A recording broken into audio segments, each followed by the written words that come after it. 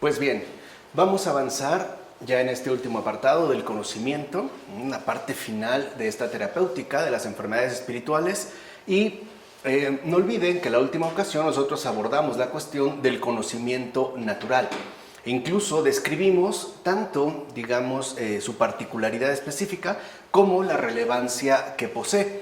Y como afirma el propio San Máximo, lo que la salud y la enfermedad son al cuerpo vivo, ¿no?, con las cuales de hecho estamos ciertamente familiarizados, el conocimiento y la ignorancia lo son al espíritu.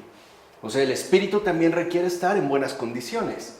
Y esto significa que el espíritu también debe recorrer y asumir la dimensión del conocimiento. De hecho, la enfermedad del espíritu dentro de esta dimensión será justamente la ignorancia. Por eso vemos que la inteligencia humana, el nous en griego, recobra la salud en la medida en la que se vuelve hacia Dios por la contemplación natural. De hecho, incluso el puro conocimiento, contemplación natural, ya nos ayuda a recobrar la salud de la inteligencia. Y con ello también se podrá recobrar de nuevo la finalidad de su propia naturaleza. O sea, la inteligencia, pues, ¿no?, tiene una finalidad. Y esta finalidad corresponde con su propia naturaleza, que es conocer y contemplar a Dios. Aquí ya podemos entrever algo. Cuando la inteligencia no conoce ni contempla a Dios, enferma. Y la razón es simple, porque no está cumpliendo con su finalidad. Podemos decir incluso que está atentando contra sí misma. O sea, está atentando contra su propia naturaleza. Se está pues degradando. Entonces, la salud de la inteligencia humana es la contemplación natural, ya que gracias a ella, como vimos la ocasión anterior, se contempla a Dios en los seres y a los seres a Dios. Ese es el conocimiento natural, esa es la contemplación natural. El poder, ¿no?, contemplar a Dios en los seres y a los seres en Dios, ¿no? Ya alcanzaríamos pues esta dimensión de conocimiento y por ende dijimos de salud de la inteligencia. Y de igual manera que el ser humano puede dar gloria a Dios a través de hacerlo en el encuentro a la luz de la verdad con cada ser. O sea, este es el objetivo principal del conocimiento contemplación natural. Por decirlo brevemente, nosotros fuimos creados en todas y cada una de nuestras dimensiones para alabar al Señor Creador nuestro. Para eso. O sea, todas nuestras facultades están llamadas a glorificarlo en el cumplimiento de su propia naturaleza. Ni siquiera tendríamos que hacer algo extraordinario. De hecho, el mundo contemporáneo está gravemente enfermo porque no está glorificando al Señor en su propia naturaleza. Es más, lo veremos cuando abordemos ya la cuestión de la ideología de género, se está tentando contra esta misma naturaleza. Y por ende, pareciera que en lugar de crecer en salud, nos estamos hundiendo cada vez más en enfermedad, a todo nivel, social, cultural, política, etcétera, etcétera, etcétera. Entonces, lo que vemos es que este objetivo principal, ¿no?, corresponde a todas y cada una de nuestras respectivas facultades y potencias. Pero Dios lo va a ligar esto con una madre de Él y madre nuestra. Sí, claro. Esa es la gran aportación de Dios. Que ya no solo es real en todos los aspectos. Hay una madre de Él y madre nuestra. Si no, no será real. Claro. Sí, o sea, no estamos... ¿Cómo entra María en esto? Claro, o sea, finalmente no estamos como abandonados, ¿no? Estamos ciertamente resguardados, puesto que este encuentro está en efecto promovido por la propia Madre del Señor. O sea, ahí hay un amparo, pues, que es justamente lo que nos resguarda, ¿no?, de estos males que están provocados. Aunque no hay que olvidar que no es una cuestión impuesta. O sea, también está de por medio el drama de la libertad humana. O sea, al final uno puede rechazar a Dios y al amparo que nos envíe. Esto también es cierto. Es un poco el desafío, ¿no?, que hoy tenemos. Como yo se los dije en la ocasión anterior, ya es momento de intensificar la adhesión a Dios con todo lo que somos. Por eso hemos abordado, digamos, en amplitud y en profundidad esta temática. Ahora, como subraya San Máximo, si alguna vez han consentido los santos en el espectáculo de los seres, no han sido dados a contemplarlos y a conocerlos como nosotros, es decir, por apego a la materia, sino para alabar de múltiples formas al Dios que está presente y aparece en todo y por todas partes. Han pues amasado grandes tesoros de admiración. Y aquí entra un aspecto importante que vale la pena destacar. Por ejemplo, en la antigua Grecia se llegaba a considerar que la filosofía brotaba justamente del asombro. Era pues la capacidad de asombro humana la que nos podía llevar a interrogarnos, ¿no? O a interesarnos por aquello que en efecto se nos estaba ofreciendo de manera ocular. Eso es un espectáculo, ¿no? Aquello pues que se nos ofrece por una vía netamente ocular. Aquí en particular no se habla de asombro, sino de admiración, porque esta admiración está directamente vinculada con la manifestación de Dios en todo y por todas partes. Ya lo habíamos dicho en alguna ocasión. Eso es justamente la contemplación. O sea, no crean que la contemplación es una especie de éxtasis raro que nos lleva a estados de suspensión interna. No, o sea, en realidad la contemplación es ver a Dios en todo y en todos. Y además, al verlo, admirarnos de esa presencia, aun cuando nos pueda llegar a parecer difícil, ¿no?, de observar o por lo menos de reconocer. Esto entonces nos permite subrayar que en realidad la contemplación natural está ordenada a Dios. Y más que contemplación de la naturaleza o de los seres, como a veces puede ocurrir, por ejemplo, en el ámbito estético moderno, lo habíamos visto también con Charles Taylor, habría que decir que se trata de la contemplación de Dios a través de la naturaleza y a través de los seres. ¿Qué quiere decir? Que no podemos tratar de separar al Creador de su creación, como en gran medida se ha querido hacer, ¿no?, en los tiempos modernos. Pensar la naturaleza como una especie de entidad autónoma que no remitiría a ningún tipo de instancia trascendente. Entonces queda claro entonces que la contemplación natural tiene como finalidad última el conocimiento de Dios. Hacia allá efectivamente va a desembocar. Sin embargo, y esto es importante, la contemplación natural no basta para constituir el conocimiento de Dios. No es a donde estamos pues llamados a llegar, porque aunque comporta cierto conocimiento de Él, o sea, que los seres son conocidos en Dios y Dios en ellos, se trata de un conocimiento analógico de Dios, o sea, relativo a las criaturas, y por ende está restringido este conocimiento por los límites propios de tales criaturas y por sus formas tanto relativas como diversas. O sea, aquí pues el conocimiento natural está ciertamente limitado y condicionado por la propia realidad creatural. Nosotros podemos ver las formas creadas, pero al tomarnos en serio estas formas, también nos topamos con sus límites propios y sus formas relativas y diversas. Así pues, aquí hay una restricción. O sea, por decirlo brevemente, la contemplación natural no es el conocimiento de Dios en cuanto trascendente a toda criatura. O por decirlo de otra manera, la contemplación natural, aunque desemboca finalmente en Dios, no es el conocimiento espiritual. Todavía no lo es un gran avance, pero no va más allá, en efecto, de lo criatural. Por eso va a escribir San Isaac de Nínive: el conocimiento de las criaturas, por suave que sea, nunca es más que la sombra del conocimiento. Tal contemplación alimenta el espíritu mientras éste espera recibir una contemplación más elevada. Y aquí está entonces la cuestión.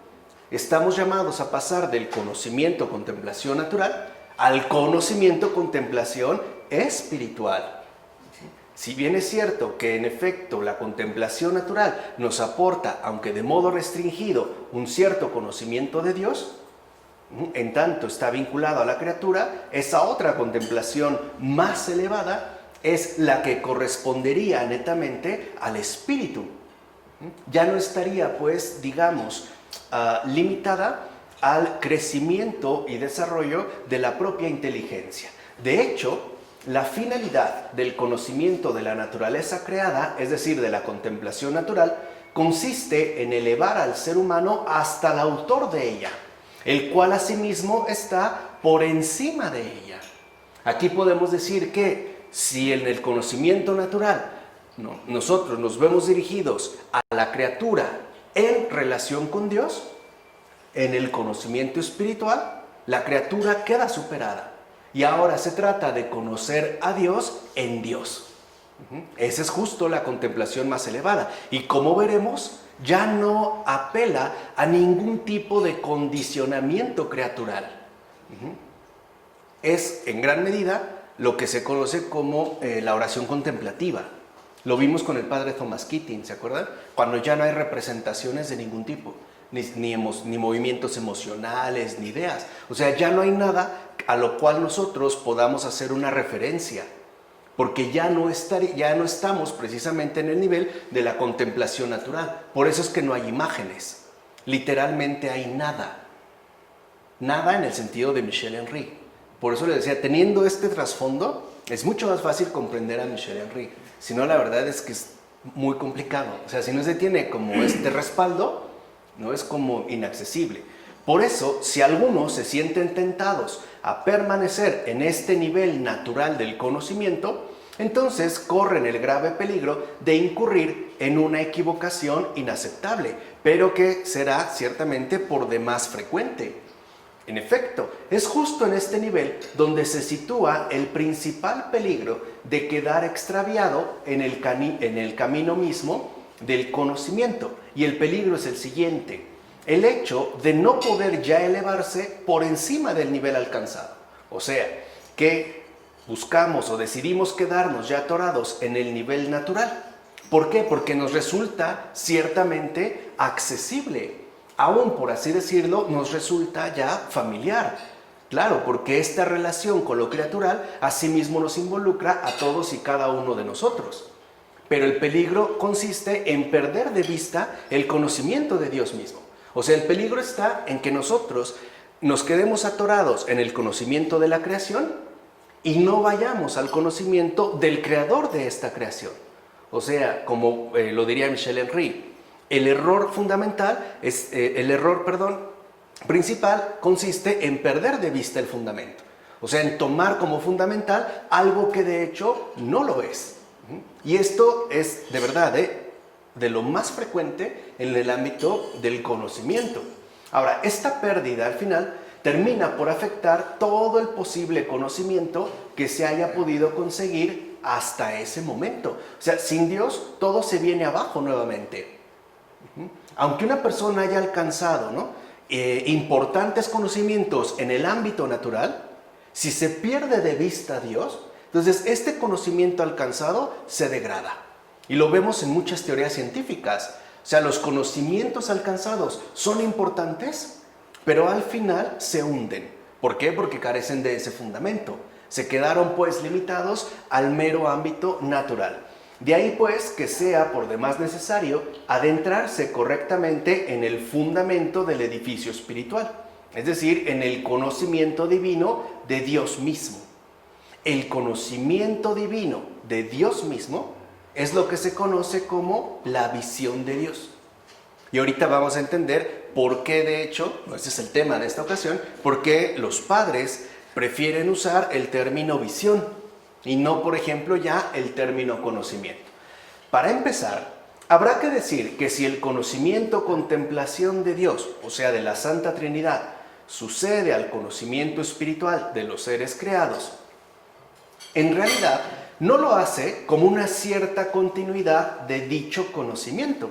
O sea, como si fuera una especie de avance gradual, ¿no? Como si yo pudiera pasar, por decirlo así, sin mayor problema, de la criatura al creador. No es así. En realidad, la visión de Dios solo se da, o sea, la contemplación real de la Santa Trinidad, solo se da cuando se lleva a cabo una ruptura esencial con respecto al conocimiento previo. Vamos, cuando realmente decidimos renunciar a lo conocido para adentrarnos en Dios mismo como misterio. Esto es, digamos, como muy importante de tener en cuenta. Por ejemplo, a veces hay personas que llegan a suponer que durante su oración o en su experiencia concreta, la relación con Dios está determinada por los estados de ánimo que tiene. ¿no? Como que hoy me siento muy bien o siento que Dios me ama, ¿no? Pero ¿qué pasa cuando estos estados desaparecen? ¿Qué pasa, por ejemplo, cuando nos sentimos de cierta manera como decaídos? No hay fervor, si se quiere. O sea, es muy común en la vida espiritual atravesar periodos más o menos largos de sequía.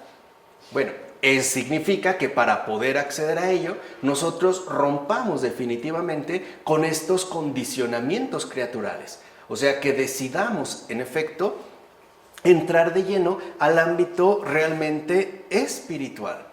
Esto es lo primordial. Y lo espiritual no es, digamos, traducible fielmente en términos creaturales. No es, o sea, si uno lee cualquier obra de santo que haya tenido esta visión de Dios, verán que cuando quieren hablar de lo que vieron, les cuesta mucho trabajo siquiera transmitir lo que en efecto vivenciaron, ¿no? Son como atisbos, como que era, bueno, parecía tal. Recuerden a Santa Faustina Kowalska, cuando se le aparece el Señor en la figura de la misericordia que nosotros conocemos y le pide, ¿no? O le encarga que se haga una pintura de lo que ella vio, ¿no? Llega un buen pintor, hace la pintura y cuando ella la ve por primera vez se pone a llorar. El pintor pensó que era de emoción, no era de decepción. Dice, es que esto no se parece nada a lo que yo vi. O sea, ¿por qué? Porque ya no uno está, digamos, sujeto a los condicionamientos de lo natural. O sea, esto ya sería plenamente el ámbito de lo sobrenatural. Y ahí no tenemos referencias. Ese es un poco el temor que nos puede causar la vida espiritual, porque ya no hay en dónde sostenerse, ¿no? ¿Se acuerdan que es justo también lo que Michel Henry había especificado al inicio de su obra? Entonces, mientras que el ser humano contempla los objetos y se ocupa de sus logoi, tales objetos, aunque sean expresiones simples en tanto consideraciones de objetos, imprimen todavía una forma al espíritu, que a final de cuentas lo alejan de Dios, como dice Bagrio Póntico. Es decir, mientras nosotros todavía sigamos manteniendo alguna referencia, aunque sea mínima, al campo de lo visible, no podemos adentrarnos de lleno en el invisible. Por eso no es de una continuidad, no es como un paso de un grado a otro, sino que en efecto va a involucrar una ruptura con respecto a lo que a nosotros nos resulta ciertamente familiar, en este caso lo visible. Y esto se debe a que como Dios es infinitamente trascendente a todo ser creado, su real contemplación excluye toda imagen y todo tipo de representación, aunque sea simple, o bien aunque sea solo inteligible. Ahí es donde se manifiesta la visión de Dios. O sea, la real contemplación ya no contiene ningún tipo de imagen, por tenue que fuera. Ya no tiene que ver tampoco con ningún tipo de representación, por muy simple que resulte. Aun cuando esta representación fuera netamente inteligible. Por ejemplo, en el campo de las ideas, ¿no? Cuando Santa Teresa de Calcuta afirma que Dios habla en el silencio del corazón, de esto está hablando. O sea, el Señor realmente se manifiesta en una dimensión distinta a la que a nosotros nos resulta por demás habitual. Por eso es tan importante, y por eso dimos en los cursos, ¿no?, de Thomas Keating sobre la oración centrante, aprender a irse desprendiendo poco a poco de la dimensión natural, hasta que en la oración centrante ya no podamos nosotros, ¿no?, mantenernos aferrados a alguna representación o imagen, por simple que sea, ni emocional, ni intelectiva, ni una idea, ni una distracción, hasta que podamos realmente experimentar nada natural. O sea, en pocas palabras, para poder alcanzar la visión de Dios, tendremos que ser por completo libres de toda limitación. Quiere decir que si el conocimiento natural todavía nos restringe en base a las limitaciones, ¿no?, y la diversidad de formas, la visión de Dios a lo que nos invita es a una contemplación infinita del infinito. Y por ello es que yo no puedo tener ya ningún tipo de restricción. Allí es donde entraría lo netamente espiritual. ¿Se entiende? ¿Por qué insisto en ello? Porque hay personas que dicen, por ejemplo, que tienen visiones espirituales. Pero cuando te dicen lo que vieron, O sea, el hecho de que tengan tan claro lo que sucedió ya nos puede llevar, por lo menos, ¿no?, a cuestionar esta afirmación. Porque si fuera realmente espiritual, no habría ninguna referencia creatural. No podría decir, pues, que pasó esto o aquello. Como si fuera algo, digamos, que a mí me resultara fácilmente asimilable. De hecho, cuando se alcanza en efecto la verdadera visión de Dios, esta experiencia vivencial resulta al final incomunicable. No es algo que yo puedo describir. Lo que sí puedo hacer es transmitir los efectos positivos que esto genera en mi propia persona. Eso sí, o sea, se verá por los efectos, pero no necesariamente por una descripción. Ok, como escribe San Simeón, el Nuevo Teólogo, el desarrollo del conocimiento de Dios se vuelve la causa de nuestra ignorancia de todos los demás seres. O sea que el conocimiento de Dios involucra que nosotros ya no tomemos en cuenta a los demás seres, sino que nos concentremos de lleno en Él. Pero que nos concentremos de lleno en Él en espíritu. Ya no de una manera referencial, o sea, haciendo referencia, por ejemplo, a los demás seres, sino en espíritu. Así pues, el conocimiento o contemplación de Dios presupone la deposición, que en el vocabulario de los padres juega un papel muy importante al momento de hablar del conocimiento de Dios, porque la deposición es el abandono de todas las intelecciones recibidas en la contemplación natural y por ende el abandono de todas las representaciones y pensamientos de naturaleza inferior a Dios mismo. Esto es como evidente, o sea, dejar atrás ya todo aquello que nos limita al ámbito netamente natural, es decir, creatural.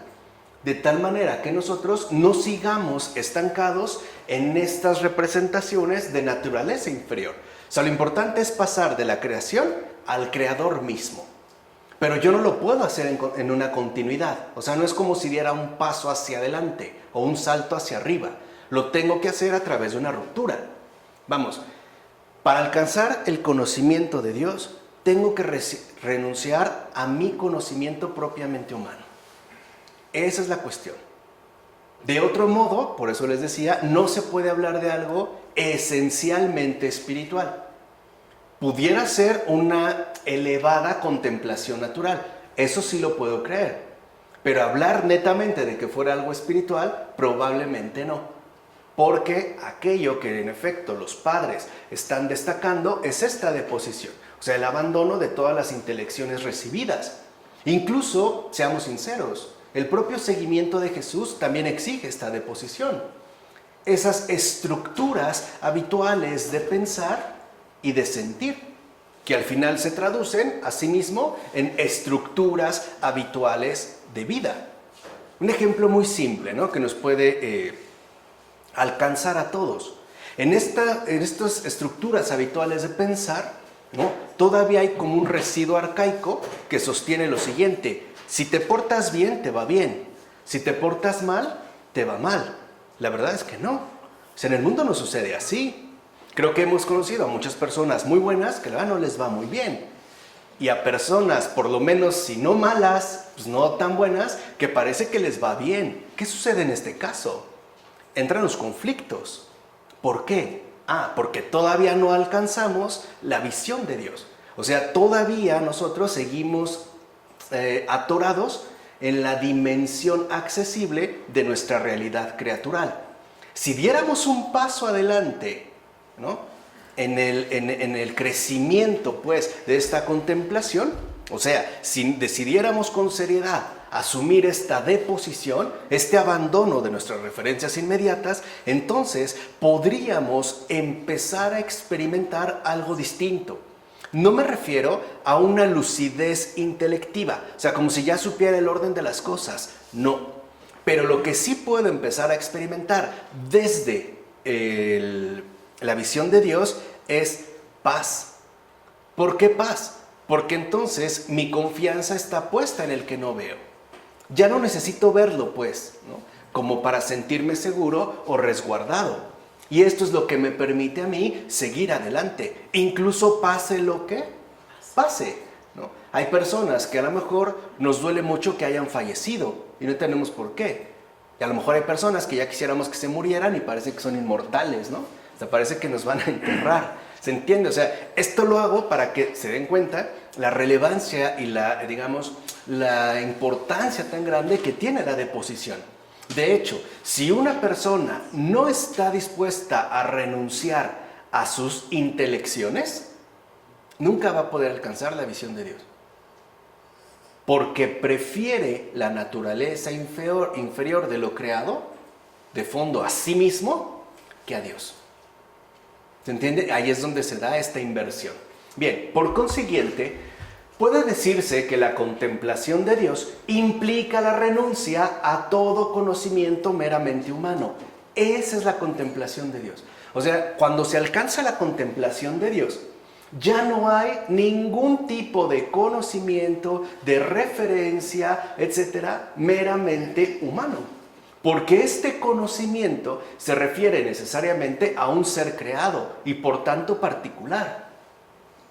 Y lo determinado, lo creado, no corresponde con la realidad misma de Dios. De hecho, Dios, que es ilimitado, está más allá de todo ser. Y por tanto, es necesariamente inaccesible a este tipo humano de conocimiento, por así decirlo, sumamente parcial y restringido. O sea que para acceder a la contemplación de Dios, pues tenemos que renunciar a nosotros mismos. O sea, a mi parcialidad y a mi propia restricción creatural. Tengo que optar por el todo en lugar de preferir mi casi nada, como decía Adrienne von Speyer. Porque tampoco vamos a decir que no somos nada, sí somos algo. Casi nada, si quieren. Pero ahí es donde se daría, digamos, esta verdadera ruptura. Es optar por Él, en lugar de aferrarme a mí. Y esto en todos los niveles. Por tanto, el conocimiento de Dios no puede ser sino un conocimiento que igualmente esté más allá de todo conocimiento humano. Lo cual asimismo presupone que el ser humano esté en un estado de no conocimiento o bien de desconocimiento, ya que, como afirma San Gregorio Palamas, ese conocimiento no se produce más que cuando cesa toda actividad intelectual. Aquí está el punto. Quiere decir entonces que el conocimiento de Dios no está sujeto a nuestra propia actividad intelectual. Estaría incluso más allá de mi propio pensar. Ya no estaría, pues, por así decirlo, en relación a mi idea, sino que este Dios estaría en efecto más allá de toda posible actividad intelectualmente humana. Uno de los ámbitos donde sí se puede alcanzar este conocimiento de Dios es en el sueño.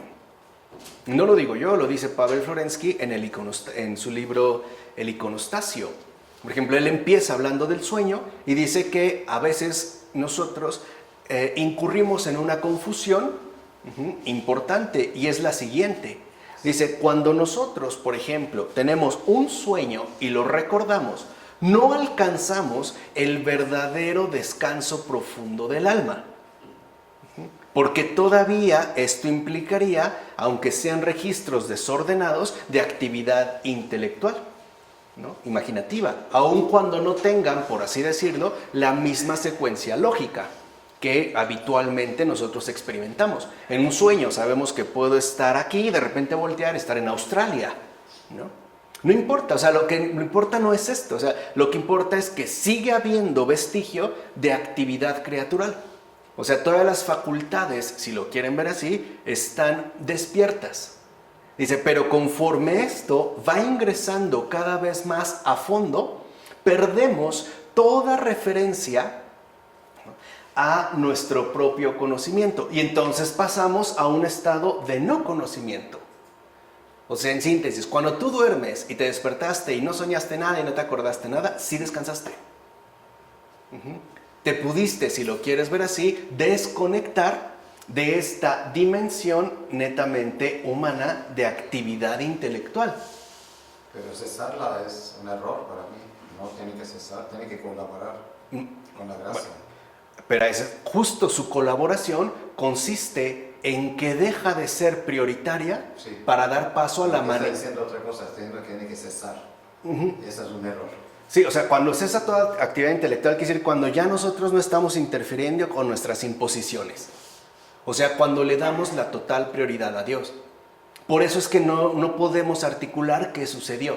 O sea, un poco lo que quiero decir es que todo ser humano en esta tierra alguna vez ha verdaderamente alcanzado lo que se conoce como sueño profundo. Bueno, toda persona en esta tierra al alcanzar este verdadero sueño profundo ha entrado dentro de la dimensión espiritual y ha tenido, por así decirlo, un encuentro con Dios, pero que no es algo que esté limitado por nuestras propias limitaciones humanas de conocimiento. Por eso incluso puede suceder que no haya pasado nada. Es más, como si nada hubiera ocurrido. No obstante, ahí es donde en efecto intervendría la actividad de la acción divina en nosotros, o sea, en este caso de su gracia. A lo que apunta finalmente San Gregorio Palamas es que la actividad intelectual que poseemos puede ser un tremendo interruptor para la visión de Dios.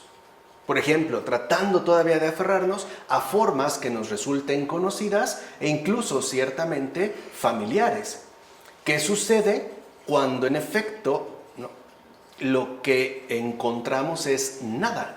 Es lo que habíamos hablado, ¿no? De este vértigo que Michel Henry había destacado. ¿Qué es lo primero que queremos? Bueno, pues elaborar ideas, elaborar conceptos, tener imágenes, tener algún tipo de relaciones que nos puedan dar hasta cierto punto una seguridad fundamental. De hecho, esto es, digamos, la causa primordial de que en el Antiguo Testamento el Señor mismo haya prohibido todo tipo de imágenes. Y lo va a relacionar con la idolatría. Eso está, por ejemplo, en el libro del Éxodo, ¿no? Donde se dan ya, digamos, como los criterios fundamentales para el adecuado culto a Dios, ¿no? Al Señor Dios, o sea, a Yahvé. ¿Por qué se prohíbe la imagen? Que es lo que muchos no entienden, ¿no? No, porque es irrepresentable. No, porque la imagen lo que está diciendo es, ustedes tienen que aprender a renunciar a sus propias representaciones. Y estas representaciones involucran también la renuncia a su propia capacidad intelectualmente proyectiva.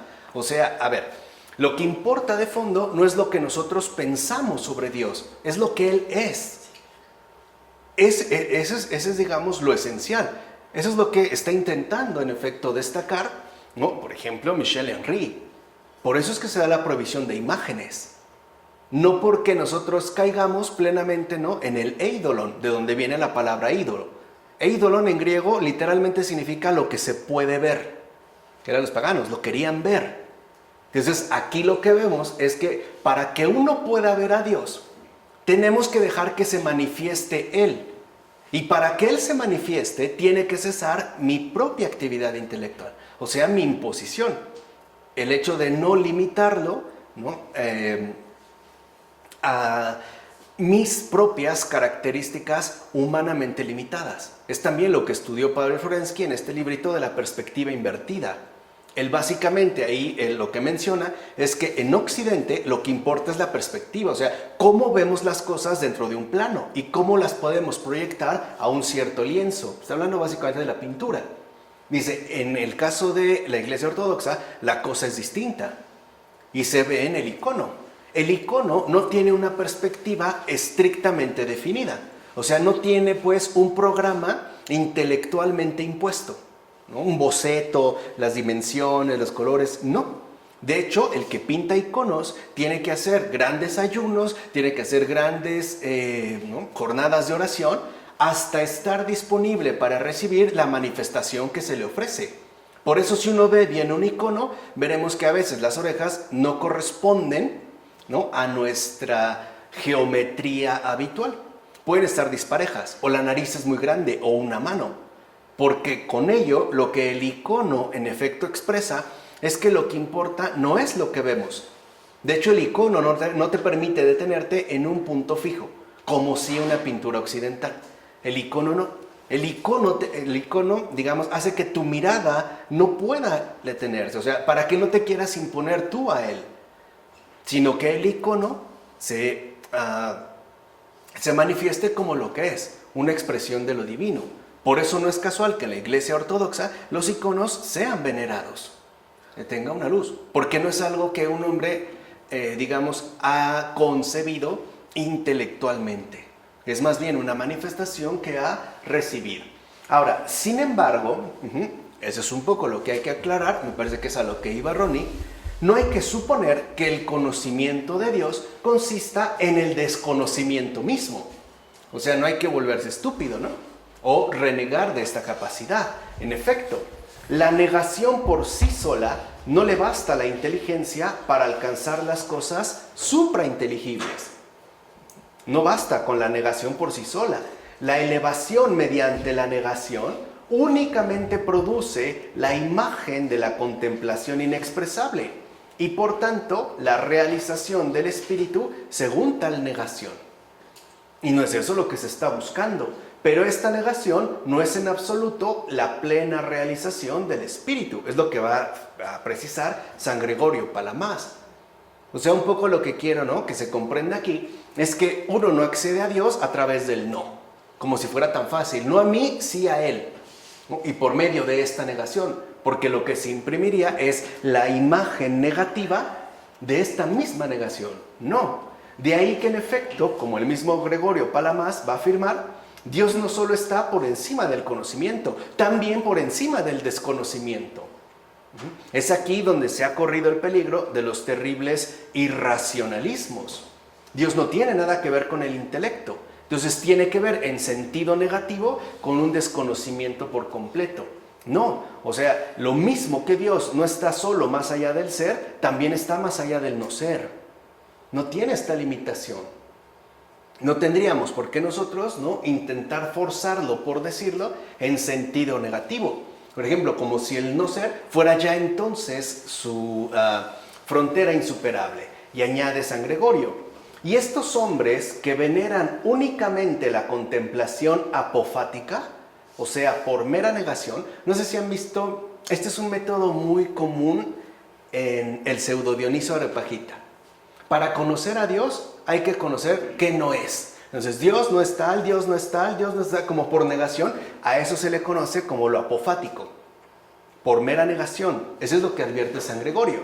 Estos hombres que veneran únicamente por la contemplación apofática, es decir, que no creen en la existencia de ninguna actividad ni de ninguna visión que esté por encima de ella, no ven realmente, porque al final no conocen nada. De hecho, carecen de conocimiento y de visión. Entonces, lo que debemos entender es que la contemplación no es solamente una negación, ¿no?, como si se tratara de una anulación total de todo, ¿no?, en sentido negativo, o sea, la manera de una simple negación. No, la verdadera contemplación es una unión con Dios, y eso es lo extremadamente positivo. Esa es la iluminación, y por tanto una divinización que sobreviene tras el desprendimiento. Es justo lo que va a afirmar San Gregorio Palamas. Entonces, lo que quiero que entiendan es que no se trata de una negación, se trata de una unión que en efecto a nosotros nos desborda. Entonces, es claro que si el ser humano puede conocer a Dios, no es debido a sus propias facultades de conocimiento.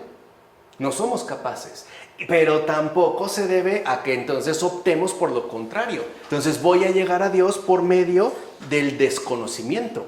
O sea que al final, aunque en forma negativa, ¿no?, literalmente como el negativo de una antigua foto, fuera lo que me permitiera el acceso, ya que dicho desconocimiento es solo una condición, nada más. Es, si lo quieren ver así, un medio, pero no es el fin definitivo al que estamos llamados. En realidad, ese es lo central, El único medio para acceder al conocimiento de Dios es que Él mismo se revele al ser humano.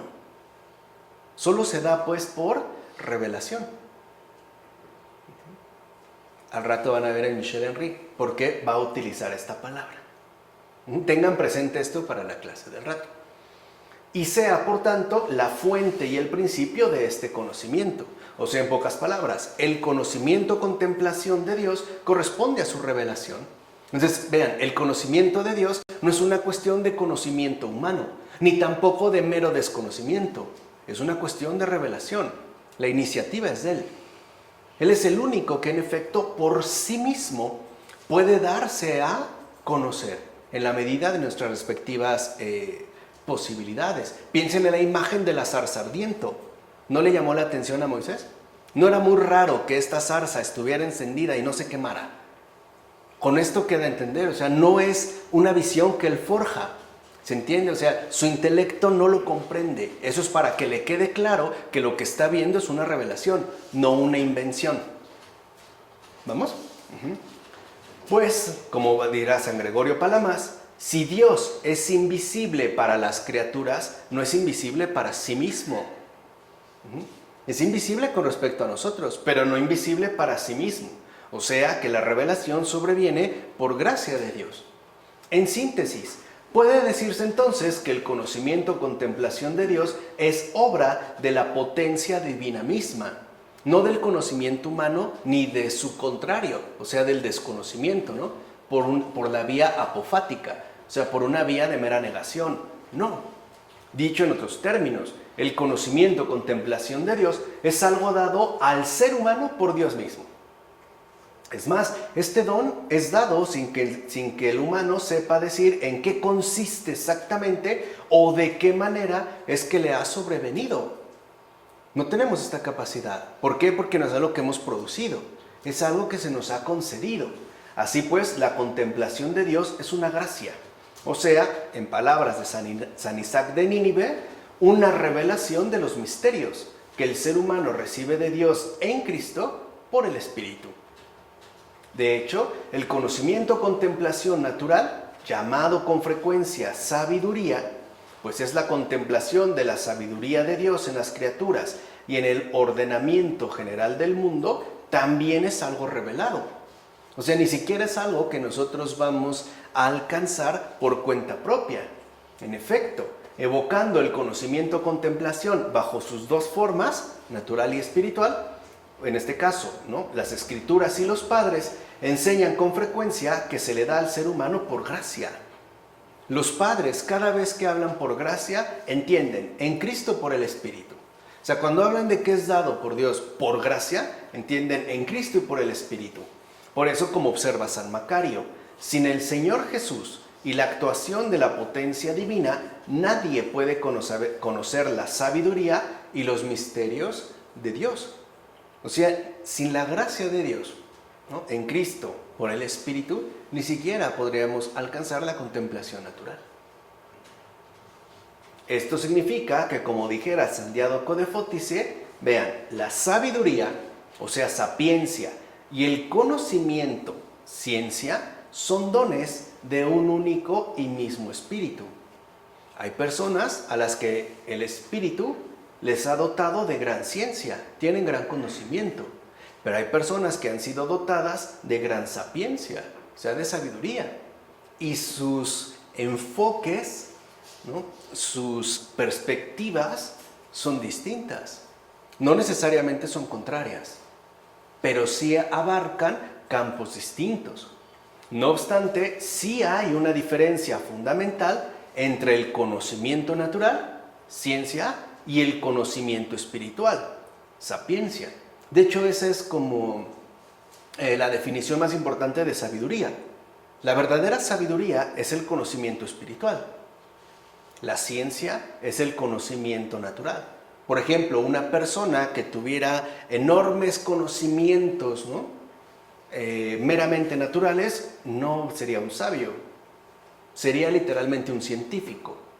Si entendemos por esta palabra, aquel que está dotado de ciencia.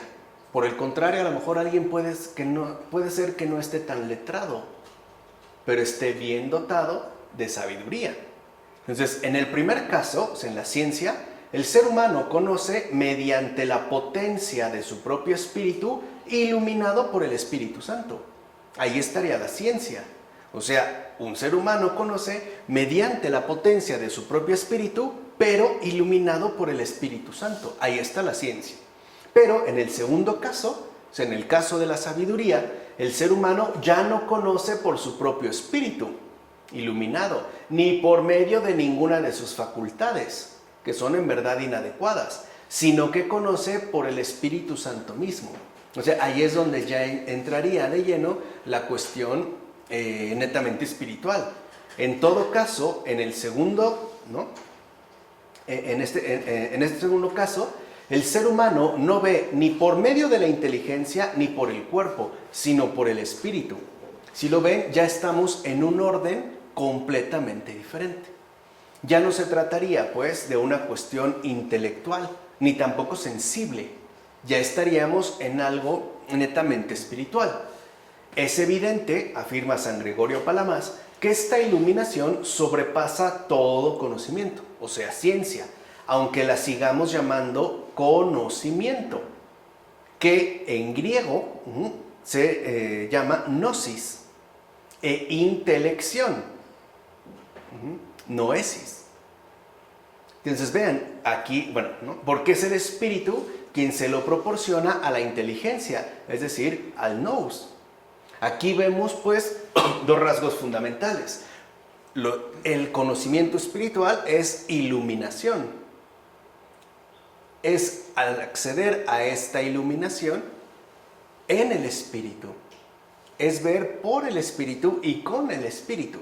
De tal manera que entonces, aunque se siga llamando conocimiento, es decir, gnosis e intelección, noesis, es el espíritu quien lo ofrece literalmente a la inteligencia, al nous.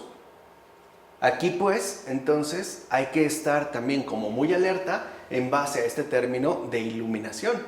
A veces pensamos que el iluminado es el que ha alcanzado las cumbres más altas, por no decir, ¿no?, las más heladas del intelecto humano. No ha accedido como esas alturas inaccesibles para la mayoría. No. En realidad, la iluminación no es más que el don que el Espíritu hace a la propia inteligencia.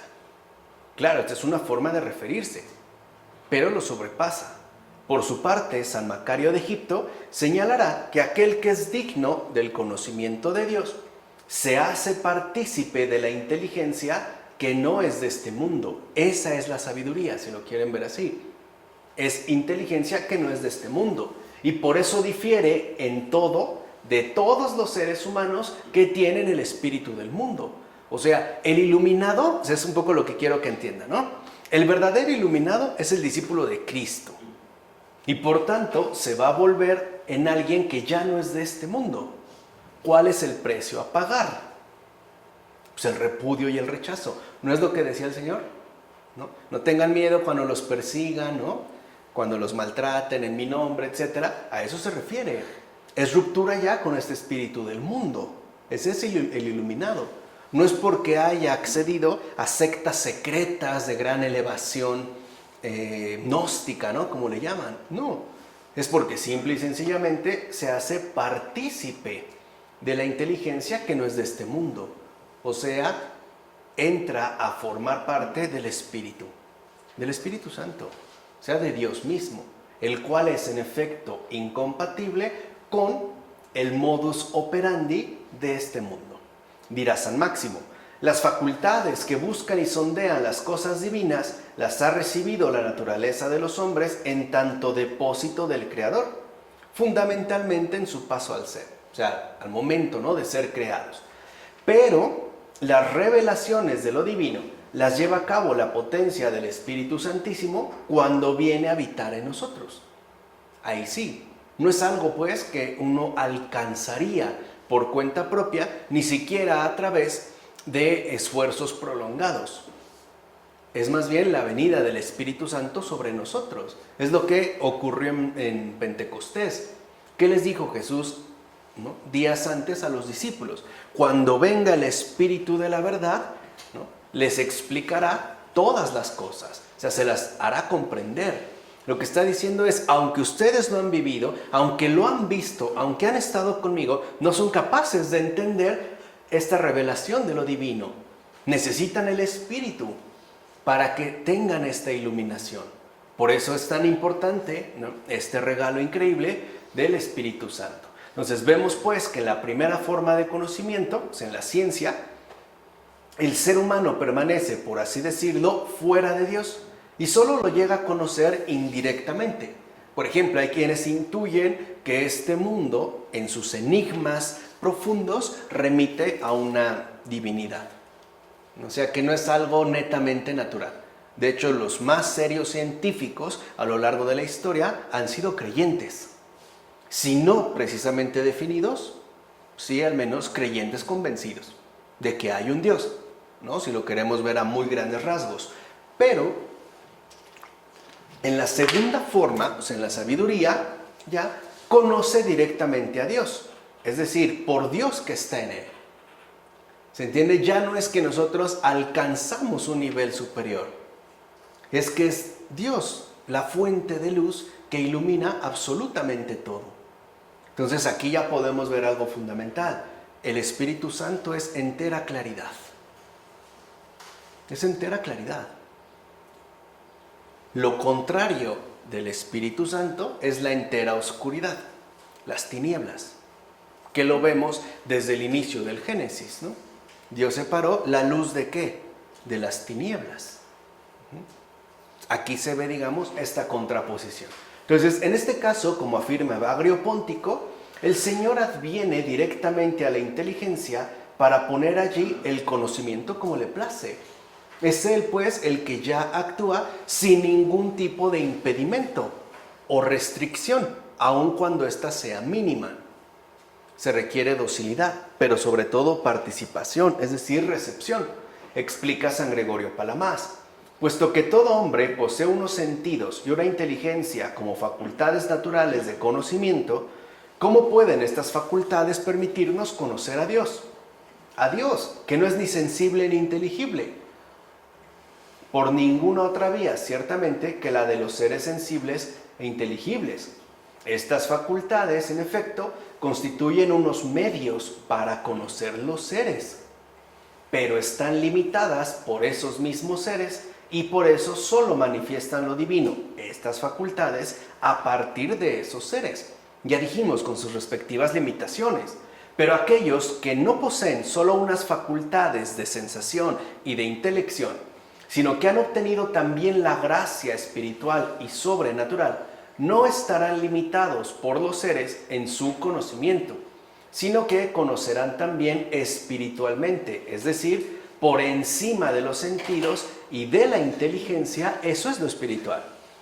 Lo espiritual es, ¿no?, ese por encima de los sentidos y de la inteligencia, que Dios es espíritu, pues se convierte por entero en Dios y conoce a Dios en Dios. No es un juego de palabras. Es, digamos, ¿no?, la expresión más adecuada para esta, justamente, ¿no?, para este gran acontecimiento.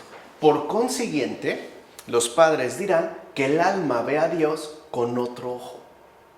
¿Se acuerdan de, bueno, actualmente, ¿no?, que se está como tomando de moda el ojo que todo lo ve? Illuminatis y el triángulo y el ojo no es más que una vil parodia de esta realidad. Por eso les decía, la maldad no es original. Todo lo toma, no es creativa. Evidentemente, pues es totalmente destructiva. Pero ya los padres hablaban de ese otro ojo. Y este otro ojo es distinto de aquel que permite al ser humano conocer y contemplar a Dios en los seres creados. O sea, este símbolo del ojo, lo que nos quiere decir es que, en efecto, ahí vamos a poder ver como dioses. Alcanzaremos esa visión que, de hecho, y en último término, no es la de Dios, sino la que no tiene nada que ver con Dios, ¿no? Ahí es donde está como esta inversión. Pero, ¿no?, este grado superior de conocimiento-contemplación, como afirma San Simeón, el nuevo teólogo, consiste en que recibimos la inteligencia de Cristo y por ella es que vemos a Dios. ¿Quién es entonces ese otro ojo? Cristo mismo. No es algo ahí extraño, ¿verdad? Encerrado en este triángulo, ¿no? Con las manos y se lo tapan en las revistas y estas cosas, ¿no? Que inundan las redes y YouTube y... No. O sea, Cristo mismo es el tercer ojo. Es la sabiduría misma que permite conocer a Dios. Entonces, cuando en el mundo contemporáneo se ha puesto de moda hacer referencia a ese ojo que todo lo ve, es como si fuera una especie de sustituto de Cristo. Como si ahora esa fuera la sabiduría misma que nos va a permitir desconocer absolutamente a Dios. Es ceguera. Es pues una inversión total. Aquí no, los padres, ¿no?, afirman que es Cristo mismo este tercer ojo, que es en efecto el que nos permite conocer a Dios. ¿O no es el propio Cristo quien nos ha hecho accesible el conocimiento de Dios? No es por ello tan relevante, por ejemplo, lo que le dijera a Felipe de que quien me ve a mí ve al Padre, o el Padre y yo somos uno. Claro, de entrada no se entiende. Claro, no se entiende porque eso es obra de la sabiduría misma. O sea, sería en este caso un don. Recuerden que preguntó, ¿no? Solo el Hijo conoce al Padre, solo el Padre conoce al Hijo, ¿no? Y aquel a quien el Hijo se lo quiera revelar, o sea, aquel a quien se lo quiera conceder. No es algo a lo que podemos llegar apoyados en nuestros propios recursos. Así pues, queda claro que la recepción de la inteligencia de Cristo es lo único que permite conocer a Dios. Él mismo y en sí mismo es el único conocimiento verdadero de Dios. Es más, Él es de hecho la única visión de Dios. Fuera de Él no hay ni conocimiento ni contemplación. Él sí que es ese único ojo que todo lo ve. Él sí. No la impostura ridícula de estos momentos. No, Él sí es el ojo que todo lo ve, porque es la única visión de Dios. Y es más, solo por Él, los seres humanos que lo reciben, ven, oyen y entienden. Si un ser humano no recibe a Cristo, ni ve, ni oye, ni entiende. ¿Por qué carece de esta única visión? O sea, del único conocimiento verdadero de Dios. Por supuesto, no podría ser de otra manera, ya que todas las facultades del ser humano, comprendida la más alta de ella, el espíritu, y no lo pierdan de vista, aún el espíritu es una facultad humana. En el ser humano el espíritu es una facultad, es la más elevada, pero es una facultad. Al ser creadas y pertenecer al ámbito de la naturaleza, o sea, de lo creado, no poseen la capacidad de comprender lo que sobrepasa la naturaleza, o sea, la propia criaturalidad, como va a explicar San Máximo el Confesor. En este momento, como todos los seres finitos, dejamos de poseer nuestras propias facultades y nos convertimos en algo que nuestras facultades naturales no podrían nunca producir, pues la naturaleza humana no posee la capacidad de comprender lo que está por encima de la naturaleza. Por eso pueden darse dos casos. Si uno no acepta, ¿no?, en el espíritu la revelación, si uno no se vuelve apto, es decir, dócil para recibirla, como las capacidades humanas no están preparadas para comprender lo que está encima de ella misma, ¿no?, en tanto naturaleza, pueden ocurrir dos cosas: o que se niegue que hay algo por encima, o que se ignore. Cualquiera de las dos. O se niega que hay algo más allá de la propia naturaleza, o se ignora. Y si se ignora, pues entonces se van a decir 1000 disparates, o por lo menos tentativas explicativas, ¿no? Continúa San Máximo, en efecto, ninguna criatura puede obtener de ella misma la deificación, porque es incapaz de aprehender a Dios. Solo la gracia divina puede operar la deificación, según los méritos de cada uno, es decir, irradiar la naturaleza mediante la luz sobrenatural y elevarla, por la excelencia de su claridad, más allá de sus propios límites. Eso es deificación. Dejarse llevar más allá de los propios límites, que es, como lo vimos en su momento, la exigencia fundamental de la caridad. dejarse llevar más allá de los propios límites. O sea, dicho brevemente, solamente por un don de Dios puede el ser humano, un ser creado, volverse apto para conocer tanto lo increado como al increado. O sea, solamente por un don de Dios puede el ser humano, ¿no?, volverse apto para el conocimiento espiritual. No es algo que uno consigue, como si yo me preparara para un maratón, ¿no?, con un año de entrenamiento intensivo para bajar el tiempo o conseguir tal récord. No es algo que voy a alcanzar de ese modo. Así lo explica San Simeón, el nuevo teólogo. Si comparamos los seres producidos con el productor, los que han comenzado a existir con el que existe por siempre, lo creado con lo increado, el ser sin comienzo con aquellos que han recibido la existencia en el tiempo, ¿no podrán estos percibir de alguna manera la naturaleza, la grandeza y el modo de su nacimiento? Nunca.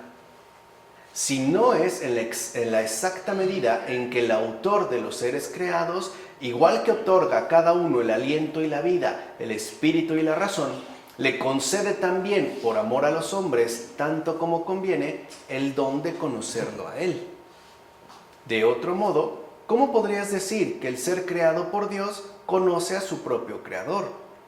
Fuera de esto no hay medio de conseguirlo, y nadie es en absoluto capaz de ello. Nadie. Antes de la manifestación de Jesús, ¿quién había llegado a la Trinidad? Nadie. Y después de la manifestación de Jesús, ¿quién ha llegado a la esencia de la Trinidad? Nadie.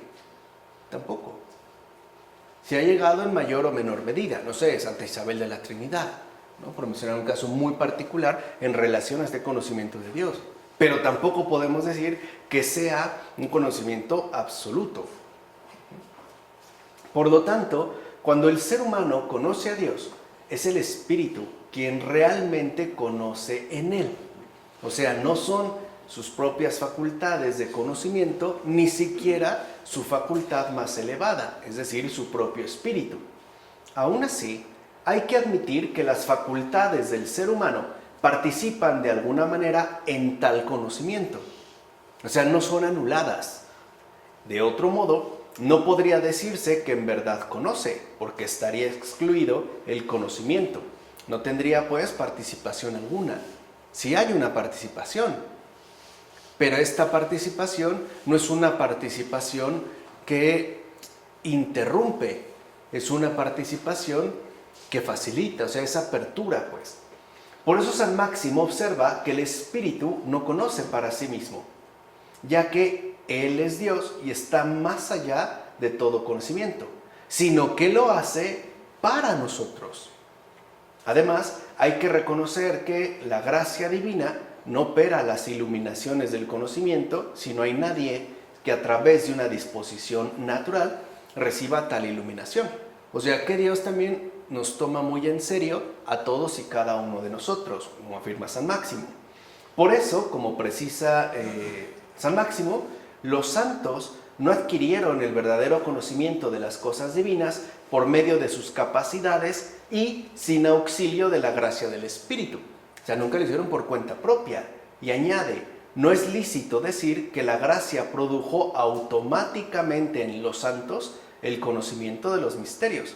Esto es, sin que las facultades naturales de estos estuvieran dispuestas para recibir este conocimiento. Esa es la participación. O sea, la participación de parte nuestra es disposición para recibir el conocimiento de Dios. Recibirlo como un regalo.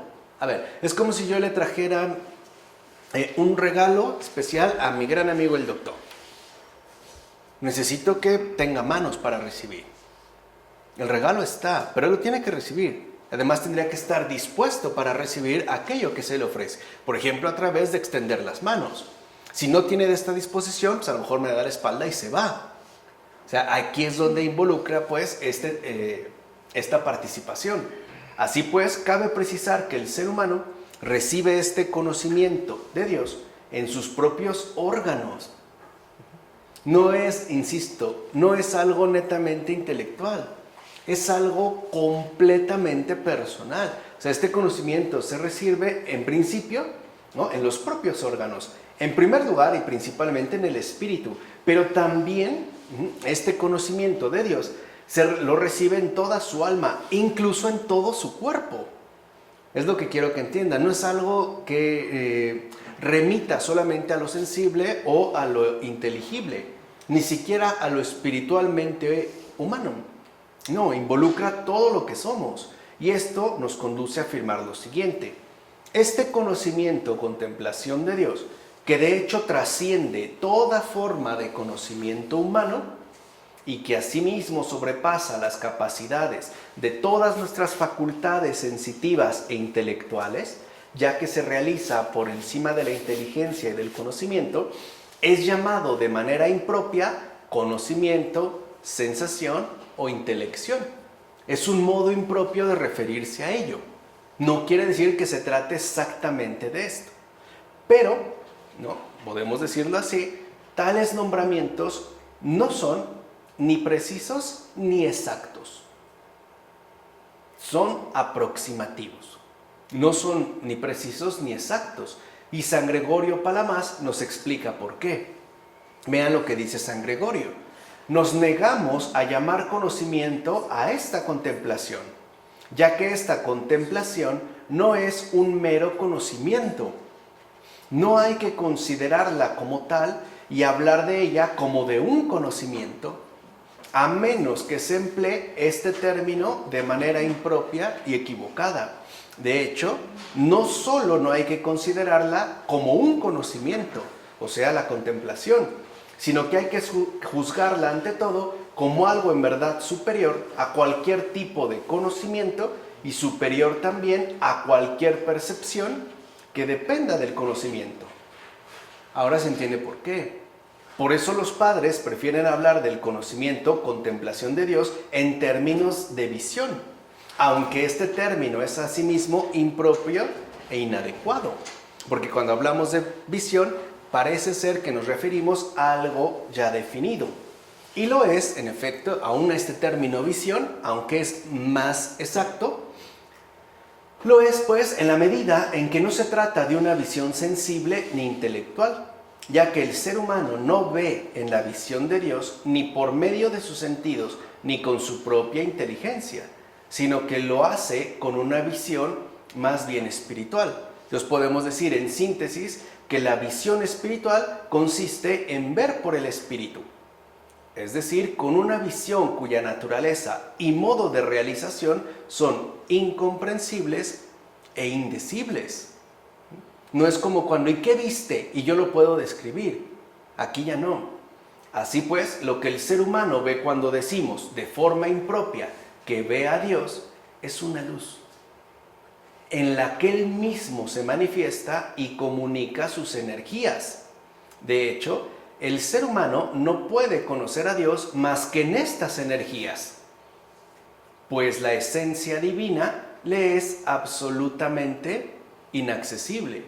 No por eso cuando Moisés le pide al Señor que le deje contemplar el rostro, ¿qué respuesta recibe? No es posible. Pasaré. Lo cubre, ¿no? Y lo único que puede ver es la espalda. Algo ve. ¿Qué ve? Estas energías. Pero su esencia divina le es absolutamente inaccesible. Solo el Hijo ve al Padre cara a cara. Entonces lo que vemos es que Dios permanece invisible en sí mismo.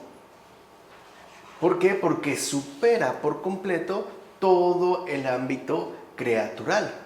O sea, a nosotros, su esencia divina, le será absolutamente inaccesible. Esta fue una lección que aprendió, ahorita me estoy acordando, la propia Santa Faustina Kowalska. En un momento está gran metida, ¿no?, en una meditación profunda, y Jesús le dice, ¿qué haces, Faustina? Y ella le pregunta, es que estoy tratando de acceder a tu esencia. Dice, no lo vas a conseguir, no te es posible. Aunque quisieras, no te es posible. Porque, aunque se conceda el don de la visión, de esta luz, eso no quiere decir que haya una exacta igualdad en términos de esencia. Vamos, las naturalezas pues serían distintas. En todo caso, aquel que ha alcanzado, es decir, aquel al que se le ha concedido alcanzar el más alto grado del conocimiento espiritual, ve a Dios únicamente gracias a una revelación conveniente a Dios y por ende a sí mismo proporcional a dicha persona. Es lo que afirma San Gregorio Palamas. O sea que las revelaciones que Dios hace de sí mismo son consideraciones amables hacia el propio ser humano. O sea, son proporcionales a esta persona, en la medida en la que esta revelación conviene, ¿no? Resulta conveniente a Dios. No es que se dé una absoluta revelación de su esencia. No, es que lo hace en consideración a nosotros. Tal revelación es justo la de la luz divina increada que manifiesta la gloria de Dios. Nos puede sonar todo esto que hemos estado mencionando increíblemente extraño, y tenemos razón. Pero se debe a que nosotros estamos todavía en el ámbito de la representación y de la intelección humana, ¿no? O sea, todavía como que no estamos tan dispuestos, ¿no?, a acceder, o mejor dicho, a recibir este don. Como escribe San Simeón, el nuevo teólogo, Dios es luz. Está citando, ¿no?, la primera carta del presbítero Juan, capítulo 1, versículo 1, y su visión es una luz. La luz es evidentemente la que introduce en nosotros el conocimiento. En efecto, no hay otro medio de conocer a Dios sino mediante la contemplación de la luz que emana de Él. Por ejemplo, el sol, por poner una analogía burda, nosotros no vemos realmente el sol. Lo que vemos es la luz que emana de Él. No vemos el sol. Al menos desde aquí donde estamos no vemos el sol. Lo que vemos es luz. Imagínense que llevado a Dios, eso es lo que vemos, esa luz. Esa luz no es otra cosa más que su gloria. Pero su esencia, Él en sí mismo, nos resulta finalmente ¿qué? Inaccesible. Él es el misterio. Vemos su gloria. Claro, para nosotros ya es accesible hasta cierto punto en la encarnación del Hijo. Pero aún así, su esencia no nos es accesible. Porque nuestra condición criatural es distinta. Lo que vemos es la luz, la gloria. Eso es lo que nos llena. Pero esta esencia plena, no. ¿Vale? Ahí es cuando se habla de esta luz increada. Y añade San Simeón, nosotros damos testimonio de que Dios es luz. Damos testimonio de que aquellos que han sido juzgados dignos de verlo, lo han contemplado todos como luz. De que quienes lo han recibido como luz. Porque delante de Él camina la luz de su gloria y es imposible que Él aparezca sin luz. Entonces la manifestación, digámoslo así, por excelencia de Dios mismo, en tanto revelación que Él mismo ofrece, es luminosa, es luz. Es luz. ¿Cómo se llama el fundador de AA? Bill W. Él relata en una de sus experiencias de vida que cuando ya estaba, ¿no?, al borde de la locura y del suicidio por el alcoholismo, estando ya internado en una clínica, de repente él dijo, si existes, manifiéstate. Y él dice, y lo que vi que entré a la habitación fue una luz. Fue luz. Y de ahí cambió por completo, al grado que hizo, ¿no?, el mayor milagro del siglo XX, AA, como lo dijo San Juan Pablo II. ¿Qué se vio en ese momento? Luz. De aquellos, pues, que no han visto su luz, tampoco lo han recibido a Él, porque Él es la luz. De que quienes no han recibido la luz, tampoco han recibido todavía la gracia, pues quienes han recibido la gracia, han recibido la luz de Dios y a Dios mismo. La luz, por ejemplo, esa claridad que nos permite entender lo mal que estábamos y corregir el camino emprendido. Esa claridad, esa luz que ahora, ¿no?, nos hace posible acceder, por ejemplo, al bien en la vida o optar por el bien. Esa luz que nos permite, en pocas palabras, ya no ir como borrachos dando tumbos, sino rectos en el camino de la vida. ¿Se entiende? O sea, en esta luz, ¿no? Si ustedes ven un resplandor y te preguntan, ¿qué viste? Pues no sé, no tengo manera de poder describirlo, ¿no? Plenamente. Entonces queda claro que esta luz que camina por delante, o sea, su gloria, es la gracia que se revela y se comunica al ser humano. Pero también cabe mencionar que se trata de aquella gracia y potencia por medio de la cual el ser humano conoce a Dios. Escribe San Gregorio Palamas: la luz espiritual no es solo el objeto de la visión, sino también la facultad que permite ver. Y ahí está la clave del conocimiento espiritual, que ya dijimos, se le llama así de un modo impreciso. Dios manifiesta su luz, pero es esta misma luz la que nos permite ver. O sea, Él es la visión y lo visto. Él mismo. Él es, pues, tanto la visión como lo visto. Esa es la luz espiritual. Eso es conocer en el espíritu. La luz del conocimiento se comunica por medio de la presencia de la luz de la gracia. Ahora, evidentemente, esta luz no es ni sensible ni intelectual, sino que es una luz increada de naturaleza realmente espiritual. Aquí vemos por qué el opuesto serán justamente las tinieblas. Y correlativamente, dicha luz no es ni una sensación ni una intelección, sino una potencia espiritual por completo distinta en su trascendencia a todas las facultades cognitivas creadas, lo que afirma San Gregorio Palamas. Así pues, cuando el ser humano conoce por esta luz, no conoce ni según el modo de una sensación, ni según el modo de una intelección. De ahí que los santos, como escribe San Gregorio Palamas, son transformados por la fuerza del Espíritu. Reciben un poder que antes no poseían y por tanto se convierten en espíritu y ven en el espíritu. De hecho, esta es, ¿no?, dicho sea de paso, la más genuina conversión cristiana. Esta transformación por la fuerza del Espíritu es pasar de las tinieblas a la luz, del mal al bien, del mundo a Dios. Por eso San Simeón, el nuevo teólogo, se dirigirá a Dios de esta manera: ¿quién, tras haberte visto, tras haber sido iluminado sensiblemente por tu gloria, por tu divina luz, no se ha transformado en su inteligencia, en su alma y en su corazón, y no ha obtenido el favor extraordinario, oh Salvador, de ver y oír de una manera diferente?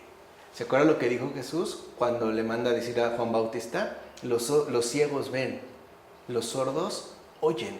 ¿Por qué? Porque la luz ha llegado. Mira, Nicodemo, tienes que nacer del Espíritu, ¿no? Tienes que nacer de nuevo del Espíritu, ¿no? Y él entiende cómo es esto, ¿no? Piensa que es imposible meterse al vientre de su madre. No, o sea, ese es el favor extraordinario. Ver y oír de una manera diferente. ¿Qué es lo que hace la luz? Lo dijo el apóstol Juan. Disipa las ¿qué? Las tinieblas. Pues la inteligencia sumergida en tu luz se vuelve luminosa. Y entonces se transforma a sí mismo en luz. Semejante a tu gloria se llama ahora tu inteligencia. Aquel a quien se le ha concedido llegar a este estado sí merece poseer tu inteligencia y se vuelve inseparablemente uno contigo. Esa es la unión con Dios. Esa es pues la contemplación espiritual. Unión con Dios en la luz.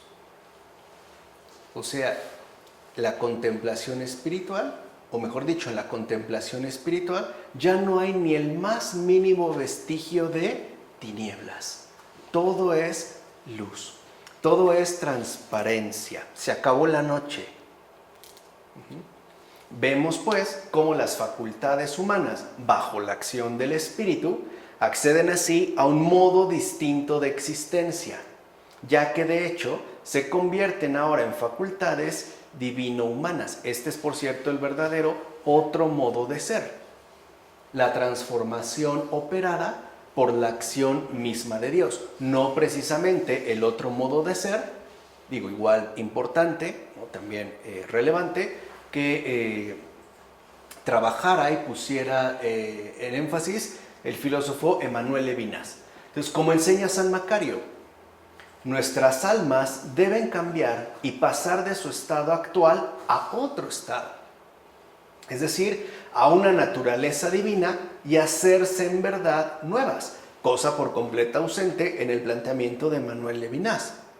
El Señor ha venido para cambiar y recrear nuestras almas. Ha venido para hacerlas participar de la naturaleza divina, como está escrito, ¿no? Cita la segunda carta de Pedro, capítulo 1, versículo 4.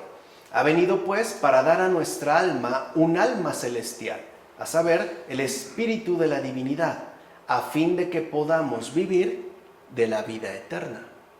O sea, Él mismo nos transforma para hacernos aptos para esta vida eterna.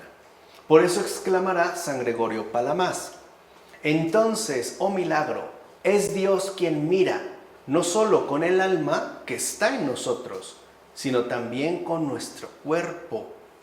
Por eso nosotros vemos entonces claramente con nuestros órganos corporales la luz divina. Ya no hay pues tiniebla. La gloria de Dios se ha hecho manifiesta. Esto significa, a final de cuentas, que el ser humano es en verdad divinizado por entero. Por eso, y esto es lo sustancial, los padres, y con toda la razón, o sea, los padres en general, prefieren hablar de unión. No tanto de conocimiento, contemplación, ni siquiera de visión. Prefieren hablar de unión, o sea, experiencia teantrópica, más que de mero conocimiento, ya que el ser humano, en efecto, se asimila por entero a lo que ve y aquello mediante lo que él ve, dirá San Gregorio Palamas. Dios y los santos tienen una sola y misma energía. ¿Qué pasaba con Moisés cada vez que bajaba del Sinaí? ¿Cómo llevaba el rostro? Iluminado. Luminoso, ¿no? ¿Por qué? Por la unión. Por la unión con Dios. No era como un foco, como las camas de bronceado, ¿no? Que me pega de afuera y me transforma. No, la unión. O sea, y la gente lo veía, él no se daba cuenta. Él no se daba cuenta. Lo mismo le pasaba, por ejemplo, a un San Serafín de Saró. Un día que está platicando con uno de sus amigos, le está tratando de explicar lo de la unión, ¿no? Porque pues, el amigo tiene curiosidad y de repente levanta la vista y ve que San Serafín de Saró es luz. O sea, en su rostro hay luz, no como un foco, esta luz increada. Y le pregunta, ¿qué tiene Serafín? Y le pregunta a Serafín, ¿de qué hablas? Le dice, tu rostro. ¿Qué tiene mi rostro? Brilla. Y le dice San Serafín de Saró, ¿lo ves? Dijo, sí. Y dice, entonces el tuyo también está brillando. ¿Entiendes? ¿Quién ve la luz? El que está en la luz. Esto es lo que va a generar la completa transformación. Por eso cuando se habla del conocimiento espiritual, en realidad se está hablando de la unión con Dios, o sea, de la santificación. Y es lo que hace la Eucaristía. De la santidad. La Eucaristía. Claro, y esta Eucaristía... Vamos a subir al monte ahorita de la Eucaristía. Sí, no, exacto, o sea, esta Eucaristía lo que nos proporciona es esta vinculación ya definitiva, incluso a través de la dimensión material.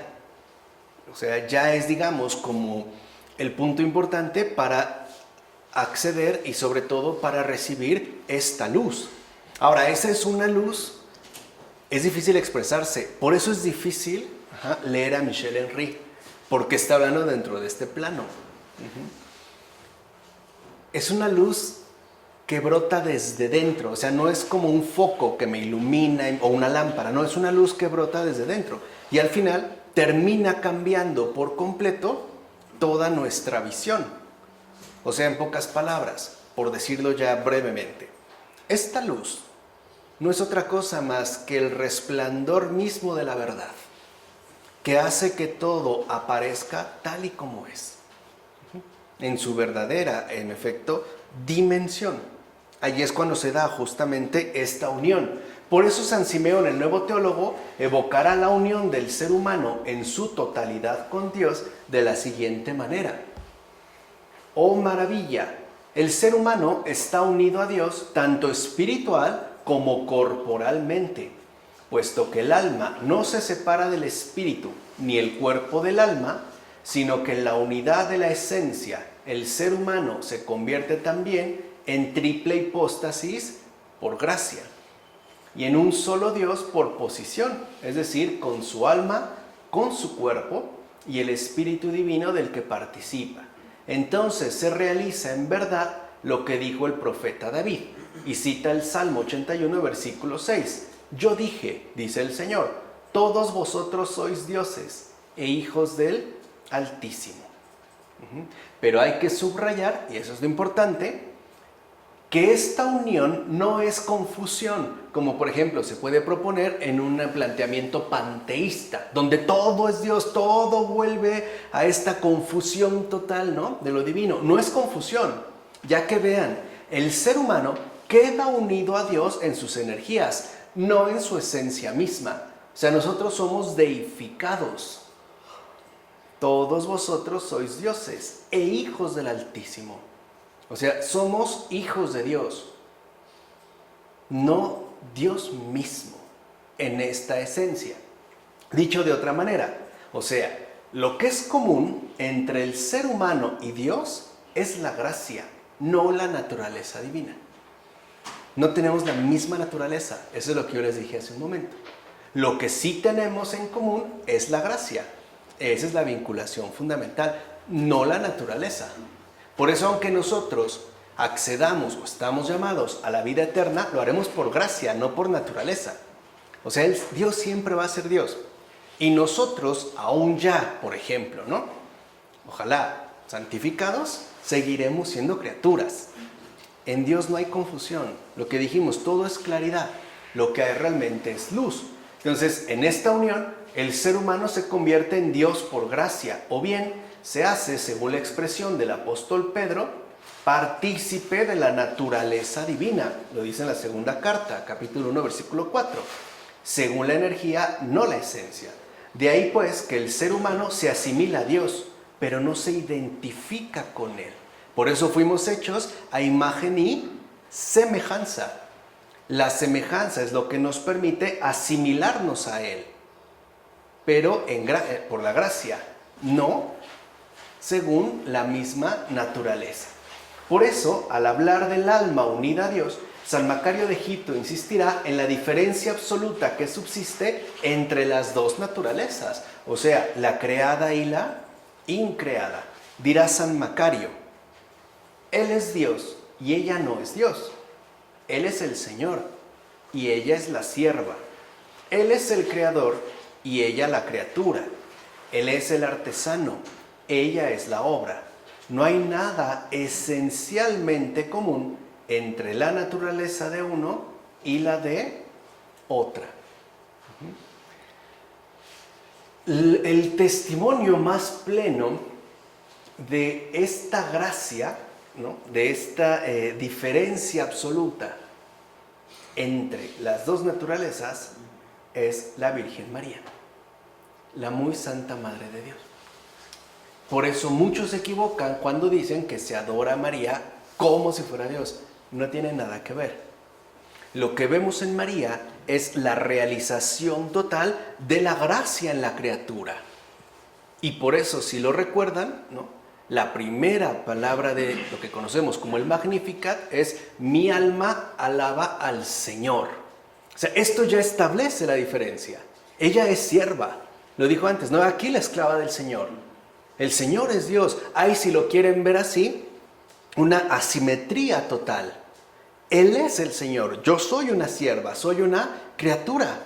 Pero por gracia me llama a participar de su obra, a volverme justamente uno con Él, pero sin confusión, sino bajo el amparo de la luz increada. En pocas palabras, Él es el creador, yo soy la criatura.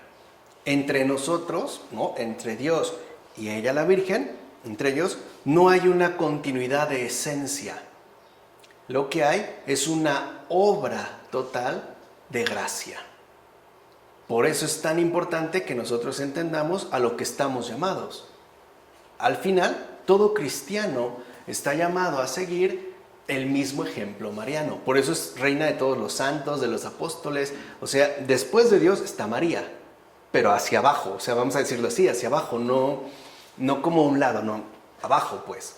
Bueno, no es una referencia exacta, pero lo que quiero que entiendan es que aunque María es madre de la gracia, es porque ella en efecto se ha dejado, ¿no?, poseer por esta gracia, que ahora la posee por completo, al grado de que en efecto se desborda. Esto es importante para no caer muchas veces en algún tipo de confusiones. Esa es justamente la deificación. Por eso sabemos que un santo no es Dios, pero obra como Dios. Piensa como Dios, siente como Dios, pero no es Dios. Entonces Jesús fue poseído por la gracia o es la esencia divina. Jesús es la esencia divina, Jesús es Dios. O sea, es lo que hicimos en el credo, verdadero Dios y verdadero hombre. No obstante, lo que sí ocurre es que éste queda plenamente unido por gracia y por ende deificado. San Máximo el Confesor traduce bien este hecho, o sea, la deificación, en los siguientes términos. A la vez que permanece enteramente humano por su naturaleza, en su alma y en su cuerpo, se vuelve enteramente Dios en su alma y en su cuerpo por la gracia. Vamos, ¿nosotros qué aportamos? La naturaleza. Dios, ¿qué aporta? La gracia. Sí, por la gracia y el esplendor divino de la gloria beatificante que le convierte por entero. O sea, dicho brevemente, sin dejar de ser humano, el hombre se vuelve plenamente Dios. Se hace semejante a Él.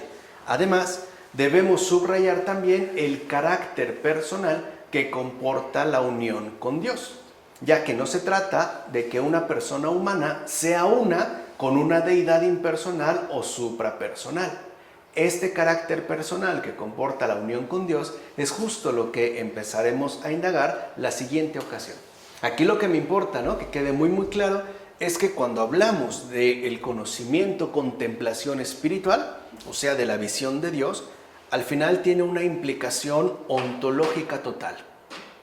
Conocer a Dios es unirse a Él, adherirse a Él con todo lo que somos. ¿De acuerdo? Vamos a dejarlo hasta aquí. En nombre del Padre, del Hijo, del Espíritu Santo. Amén.